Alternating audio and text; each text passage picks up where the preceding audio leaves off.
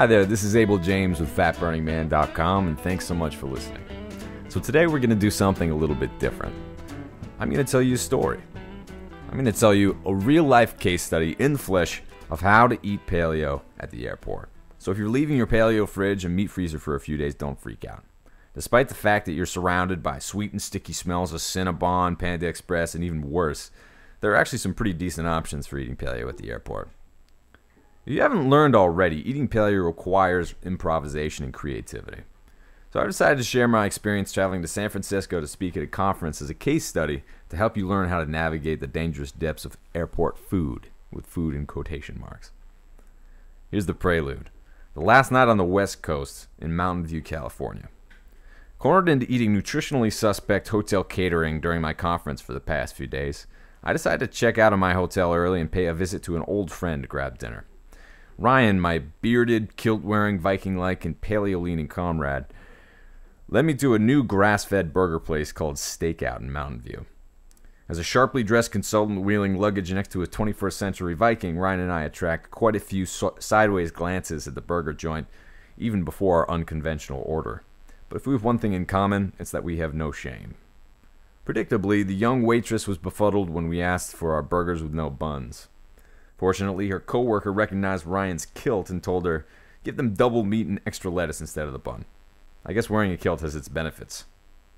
This raises an important lesson in being paleo, being yourself, and fighting for your place in the world. You don't have to be a schmuck about it, but make sure when you're ordering food, you get what you want. It's your money, you're putting it into your body. If you don't want the bun, and you don't, tell them so. Who knows? They might even double your meat and veggies for free. After a glorious grass-fed burger dinner, with bacon and jalapenos obviously, we moseyed on to Ryan's house. His closet full of home-brewed beer was way too impressive to resist, as were the hand-rolled cigars in the humidor and the esteemed collection of single malt scotch in the cupboard. By morning, my soul felt terrific. My body didn't. Already a bit haggard after spending the past few days living in a hotel and presenting to conference folk on a steady drip of caffeine, debauchery with an old friend just compounds the issue. But here's the trick. When you've tied one on, fasting really does help. As such, I decide to fast from when I awake at 7 a.m. to about 10:30. Since my jet-lagged body is about 2 hours behind, this sets me up for an 8-hour eating window that I usually use to schedule my feasts. Searching for breakfast, San Francisco Airport, 10:30 a.m. So I break my fast unapologetically with a gasp. A huge, full-fat cappuccino from Pete's Coffee. I know. It's not really paleo, but I freaking deserve it. It's been a long week. Now, if you don't tolerate dairy well or you don't love cappuccino, skip this part and order your coffee black. Eggs, meat, and a side of veggies are always a good option for breakfast, regardless of where you are. So if you find a place that serves breakfast all day, otherwise known as heaven, you're golden. So I stroll up to the counter of Max's Deli, and I ask if I made it in time for breakfast. They say they aren't making any new orders from scratch, but they still have some scrambled eggs and meat left over from earlier. I normally ask for fresh cooked, but I take what I can get and settle for the eggs with a leftover grilled ham. And conscious of my legendary appetite, I ask for a side of corned beef as well, and the cute little foreign man behind the counter explains in a thick Eastern European accent, "Sorry, we must charge for a full sandwich, $7.99, okay?" I say, "Not really. Corned beef isn't really that good for me anyway."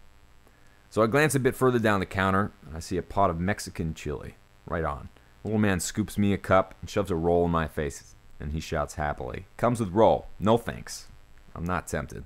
So he wrinkles his brow. "Oh, yes, too starchy, okay." Well, as I whip out my credit card, the man behind me changes his order to a sandwich without bread. I take that to mean that we are winning. So a breakfast that does its job. I attack the eggs first. As expected, they're rubbery and tasteless, a far cry from the farm-fresh local eggs I'm accustomed to, but nevertheless full of protein in bulk. The salty grilled ham and requisite hot sauce make everything better. Then comes the chili, mostly meat with a few stray beans. As I spoon the first bite, my mouth is suddenly filled with an unmistakable umami sensation. Yep, that's MSG. Poison! But alas, it's too late now and I'm still hungry. Not great chili, but feels comfy and warm in my belly. Now, I would have liked to get some greens with my breakfast, but it's just not an option. So here's a pro tip. When this happens, I do my best to offset the acid-bearing animal food, especially when it's packed in sodium, with an alkaline-bearing, veggie-filled meal later in the day. You really need to balance it out. It'll make you feel a lot better. So, after breakfast, I'm not thrilled, but I'm full. It worked. And here's a quick lunch at the Phoenix airport at 2:30 p.m. To balance out my meaty morning meal, I scope out a salad with fruit and nuts over greens at a grab-and-go stand. It's reasonably good. I also grab some mixed nuts to bump up the caloric load and temper my hunger. And aside from munching on a couple of rancid Brazil nuts, the nuts are fine, and they get me through the second leg of my flight. And the aftermath in Austin, Texas. As you may have noticed, I haven't demonstrated a shining example of paleo perfection over the course of my trip. Shockingly, I'm not perfect, and I don't care to be. I'd rather enjoy life than go insane. Sometimes I stray from perfection on purpose, and other times, perfectly paleo food just isn't an option. We don't live in a perfect world, but I don't worry about it. The beauty of making good calls the vast majority of the time is that you can afford to make less than perfect decisions every once in a while, and I enjoy every occasional indulgence. So unlike normal weeks when I only eat my own high-quality food, I don't really feel like cheating this weekend. I'm jet-lagged and sluggish after stressful presentations, little sleep, and raging with old friends. I can feel that my body's ready to get back to real food and real life. I'm stoked to raid the farmer's market tomorrow and stock up on fresh veggies and local pasture-raised meat in all of its glory. I can't wait to make a fresh green smoothie, taste a just-picked Texas grapefruit, and sip my hand-roasted coffee. I'm looking forward to some well-deserved sprints around Lady Bird Lake. But most of all, I can't wait to see Allison and the little puppy. It'll be good to be home. So here are some more tips and strategies for eating paleo in the airport. I hope my case study gives you some insight in how to do it on a functional level, but here's some more tips. If you can, this is always better. And I couldn't, unfortunately, because it was the end of my trip and I wasn't at home. But if you can, plan ahead and pack your own paleo meals and snacks ahead of time. And you should know this one already, but don't get a sandwich. Bread is such a waste, especially in airports where it's soggy, stale, and just gross. If you ever eat bread, it better be good enough to warrant all of the damage it does to your body. So if a sandwich is just about your only option, toss the bread and just eat the guts. Another tip, find some veggies, fruit, and nuts. A hard-boiled egg is also a solid option. And meat and veggie options abound at steakhouses, most diners, and Mexican restaurants. But don't forget to ask for extra guac. Also, you can find this almost anywhere. Look for the cleanest jerky you can find. And then try to get lucky and find some greater than 70% cacao dark chocolate. Many tourist shops now seem to stock this. And as mentioned before, when you order food, you should never be afraid to ask for exactly what you want. The vast majority of the time, menus are not set in stone and restaurants are accommodating to your taste. If the waiter or the waitress is difficult, just say you have a wheat allergy. After all, you're human, you do. But mostly people are really cool about giving you what you actually want. And in those moments when you're really out of reasonable food options, you can always fast. You don't need to worry about being foggy and cranky because you'll probably never see these people again anyway.